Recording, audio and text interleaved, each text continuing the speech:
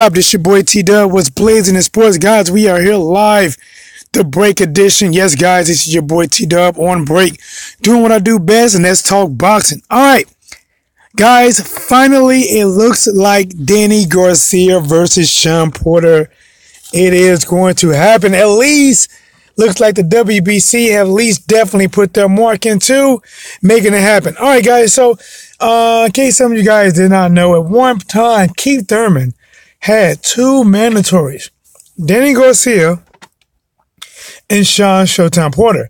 Shawn Showtime Porter was number one at one time, and when Danny Garcia came back and beat Brandon Rios, looks like they actually moved him to number one and Shawn Porter to number two. Guys have done a video on that as well. And now, guys, this right here would definitely, I believe, have opposite feelings on each one of these fighters. For Shawn Porter, he is happy. He is hugging his dad, Kenny Porter. Yes, we finally going to get him. He's not going to run this time. And then on Danny Garcia's side, you know, Angel Garcia is probably like, they can't do this to us, Danny. Danny, come here, Danny. Look what they're trying to make us fight, you know. But, guys, let's just get into it. You know how I do it. My breaks at work is not even a break because I work.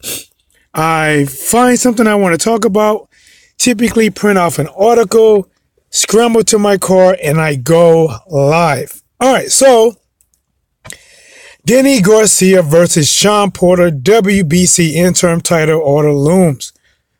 WBC president has been forced to take action in light of the latest injury suffered by Keith Thurman. Thurman, who holds the WBC WBA welterweight titles, has been inactive since last March when he won a 12-round split decision over Danny Garcia to unify two world titles.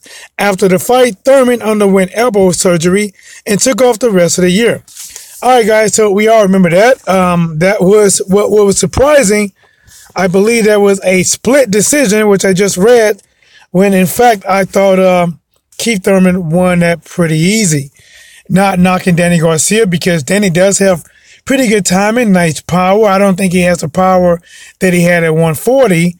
I still think he definitely has a nice pop at 147, and he is a game fighter. So this is not a knock on Danny. I believe Danny comes to fight. Danny has a fighter mentality, but sometimes, guys, style makes fight, and I think Shawn Porter has a style that could be a very tough style for Danny Garcia to deal with. But guys, before I get to yapping a little bit more, let's see what else we can find in this article. Thurman was scheduled to make a voluntary defense in a Showtime televised bout on May 19 at the Barclays Center in Brooklyn. But it has been revealed that he is unable to forward due to a hand injury. Again, guys, his injuries has sidelined him. I'm pretty sure this wasn't a Keith Thurman decision to have to, well, you know, I guess he was going to have to face one of these guys, but at least he would have had a tune-up fight. He'd had a tune-up fight, and then most likely he would have faced Danny Garcia, and if he would have beat Danny Garcia for the second time, then he would have had to deal with Shawn Porter. And then after Shawn Porter, to be honest, some people probably would have thought he would have had to deal with Earl Spence Jr., but in all honesty, he probably would have had a voluntary defense. After just facing two mandatories, he probably would have had a voluntary defense, and then probably, no, I mean, actually, that would just come down to negotiating. Both of them guys are champion. There wasn't been any kind of mandatory for them guys to face each other, but it would have been pressure on Keith Thurman to make that fight with Earl Spence. But guys, this is about Danny Garcia versus Shawn Porter. Definitely looked a lot closer to happening now than it was in the past. Guys, literally what you're looking at here is Shawn Porter, similar to Deontay Wilder, trying to make the fight with Danny Garcia, and Danny Garcia, similar to Anthony Joshua, showed very little interest in making that fight happen. Now, the big difference is, guys, Joshua has the title, so Wilder wants to be undisputed, so I can see why that. Shawn Porter is just trying to get Danny Garcia so it can be only one mandatory to possibly face Keith Thurman again. I really honestly don't see why Keith Thurman, not Keith Thurman, but Shawn Porter, even if Danny Garcia did not want to get in the ring, how come he's not showing his exact same interest in Errol Spence? Guys, maybe you can answer that for me. So let me see if there's anything else before I dig into the fight. Before I dive deep into this fight, let's see. Nothing really. What do we got? This doesn't seem like much at all. Porter became mandatory challenger last year after stopping former champion Andre Berto, and Garcia became secondary mandatory back in February after knocking out Brandon Rios in a final eliminator. The only solution is to order a fight between Garcia and Porter for the WBC interim world title at 147. So basically, when one of these guys win this fight, one of them guys will be the interim champion, and then when Keith Thurman comes back healthy, he will have to face one of these guys for that title. So now, let's assume these guys can work it out.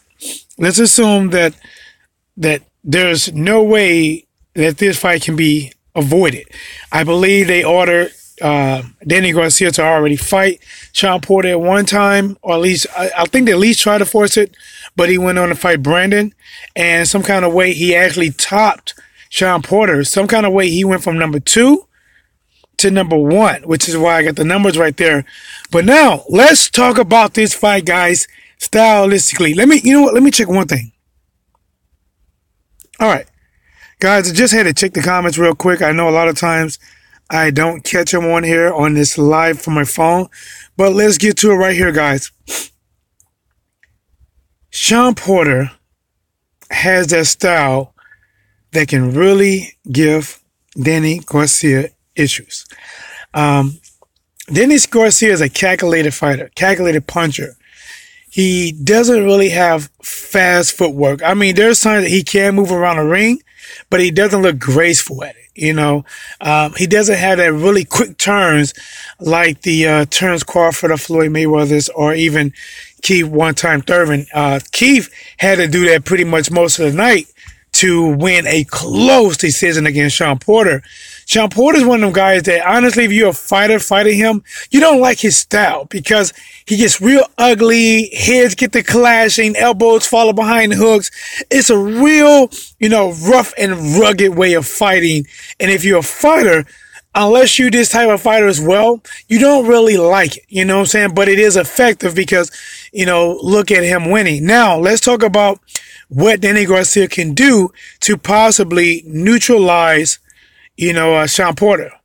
One thing I pointed out several times in a lot of my past videos. If you don't believe me, guys, listen, all my videos right now that has not been knocked down, they are free on demand. Yes, guys, free on demand. And another thing right now, guys, that is free, you can hit that like button. It is free. Subscription it is free. So please subscribe, hit the like button, hit the share button. Now, T-Dub was Blazing the Sports. We are here live, always making it do what it do. Better yet, what it does. Now, here's what I think Danny Garcia can do. They can neutralize, keep him in the game with Shawn Porter. One, Shawn Porter likes to sit out and do a double Dutch type routine. He bounces back and forth, looking at a time to just spring in on top of you and just maul you with shots. Now, from watching Shawn Porter fights, I don't believe Shawn Porter has a great amount of thump in his punches. I'm not saying he's a feather puncher. I believe he does pack a little bite in there, but he's not like one of them guys that can get you out of like Errol Spence. I don't believe he has Errol Spence or Triple G. But the fact is, he throws so much, he's on top of you, and them shots accumulate that they will eventually catch up with you. Now, what Danny Garcia would need to do is be first. Don't let Shawn Porter dictate it. Be first, and you got to be with that jab, and you have to move. Catch him with the jab, catch him with the jab. If you can catch him bouncing, playing double dutch from the outside, you can hit him with that 2 or that 1 and then move. A key thing from Danny Garcia in this fight will be using that pivot. Guys, listen, I'm not talking about no slowly circling out. No, he has to make completely 45-degree pivots, or 45 and 45 again. He has to pivot to stop Shawn Porter from lining him up. Now, another thing, once Shawn Porter comes in, if he comes in and you don't have time to react, he needs to either counter with an uppercut, which I would do. I would roll shoulders, counter with an uppercut, come back with the hook. Or if you can catch a man right, hit him with a straight right hand coming into it. But once Shawn Porter is on top of you, if you don't got time to do that, you have to turn. You have to get out of there. You have to hold. Guys, if you can hold, similar to Kell Brook. Kell Brook kept that fight. I thought Kell Brook managed that fight well by utilizing his 1-2, utilizing that right, and smart holding. You only stop holding when a referee warns you a couple of times and talk about taking a point away. At that point, then you realize you have to stop holding. Now, another thing Danny Garcia can do, if you have room, if Shawn Porter is on the inside and he's smothering you with punches, you can't get your hooks off. You can't get an uppercut off right there. But what you can do is take a half a step back. It will create space. And since Shawn Porter is smothering, when you create that space, he's going to be coming forward and there's going to be perfect time for an uppercut. And Danny Garcia has good timing. He has a nice little pop. Not a 140-pound pop, but a nice little pop at 147 pounds. Shawn Porter, honestly, Shawn Porter just needs to be Shawn Porter. Shawn Porter needs to be the Shawn Porter that overwhelmed, Andre Berto, that put tons of pressure, overwhelmed, Adrian Broner. He needs to be that Porter. And listen, that's the reason why Shawn Porter wants his fight.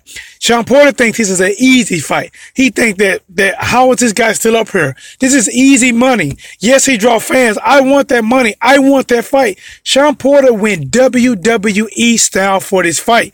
I remember him having like a cowboy vest on and a hat on. Listen up, brother. Come on, Danny Garcia. I want the fight. Calling him out. And Danny hasn't really called him out. To be honest, the fight could have happened a long time ago. They were talking about contract wasn't sent and signed and no real word. Even though you call somebody out publicly, no real word. The fact is, guys, the WBC has made this fight. I think it is a really good fight. I think it is a really good seller. I think that this is really good competition. Now, if I had to favor someone off top, I would have to favor Shawn Porter initially. He would have to get me favoring him. But if Danny Garcia can do these right things, if he can time me, guys, listen, Danny can time pretty well. Except against Keith Thurman, he didn't. Keith Thurman, see, that's the difference, guys. Keith Thurman used a lot of movement to evade Danny Garcia. Shawn Porter is not going to try to evade Danny Garcia. He's going to try to attack Danny Garcia. His offense is his defense. Smother, smother, smother. He's like a pit bull that's playing double dutch. Back and forth, back and forth, back and forth. Jump in, feet get the clapping. That's exactly what he's going to do. But guys, this is your boy T-Dub. You know how I do it, guys. I come to you. I give it to you live, raw, and uncut, unedited. This is break time news because I am on my break. T-Dub making it do what it do, better yet, what it does. Subscribe now. Like, share, comment below if you agree or disagree with what I said. If you just want to comment on the fight, do you like it? T-Dub was Blazing the Sports. We're out.